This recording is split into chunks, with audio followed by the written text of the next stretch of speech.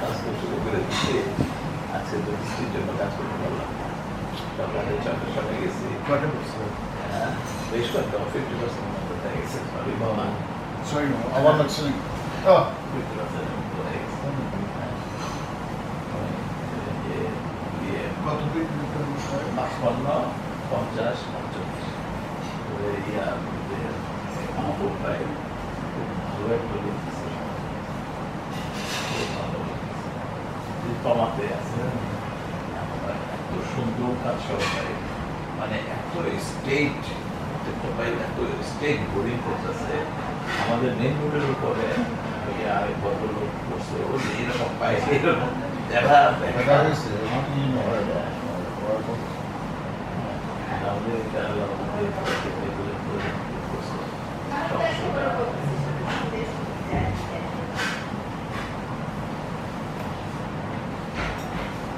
আল্লাহ তাআলা হচ্ছে মামা, আল্লাহ তাআলা আমাকে টাকা পয়সা দেয় নাই, কিন্তু লোকজন আমাকে খুব পছন্দ করে।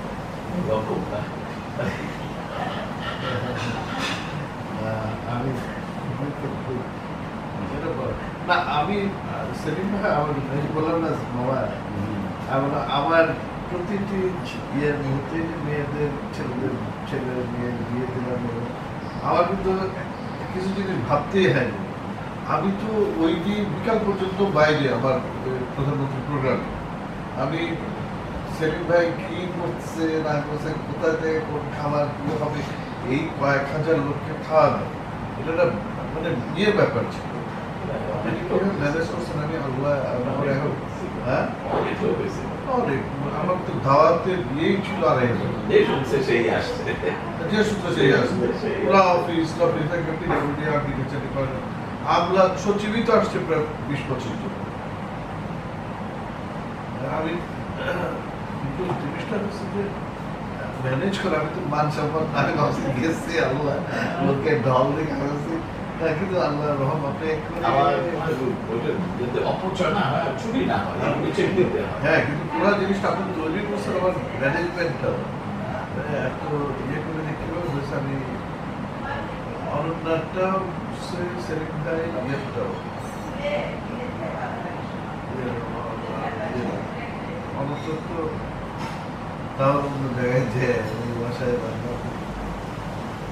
কোনো সমস্যা হয়নি, সুন্দরভাবে গেছে। আমি যে কথা করছি সবাই এই তারপরে আমার যে কোনো বিপদ আপদ ছেলে বললে আমার হাত ভাঙছে, সেলিম ভাই বসে ওই সকালবেলা ভোরবেলা আমি গোসল করে যেমন থাকবে তো জানি কেউ নাই, আমি গোসল করছি শেভ করছি এই মুখ করে করে ধরেন এই কাপড় চেঞ্জ করতে গেছি, তখন দেখার পারতেছি না, এই হাত দিয়ে গিট দেবো, এই হাত দিকে আর ইয়ে করতে পারবো না।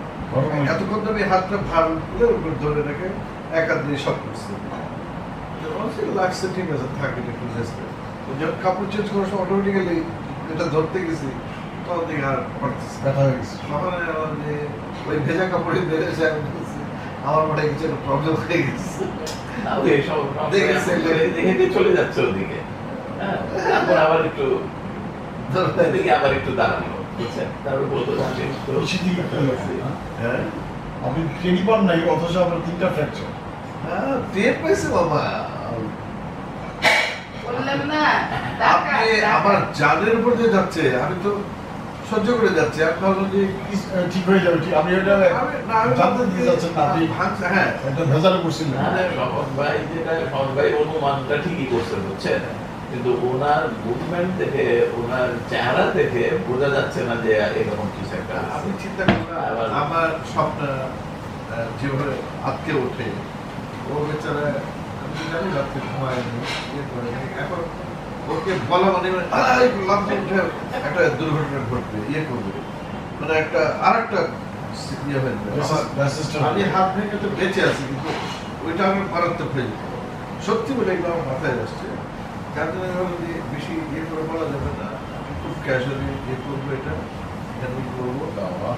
মানে আমি জানি আর একটা বড় দুর্ঘটনা হয়ে যাবে বাসায় এই সকালবেলা, তো ইনসিডেন্স হয় বেশি, সারা রাত তো ব্রেনটা একটু ফুল থাকে, মানুষ তখন নার্ভগুলো সচল হয় না, ফট করে একটা জিনিস, যার জন্য দেখবেন যত স্ট্রোক দিয়ে এখানে হয়, বাথরুমে হয়, এগুলো তো হয়।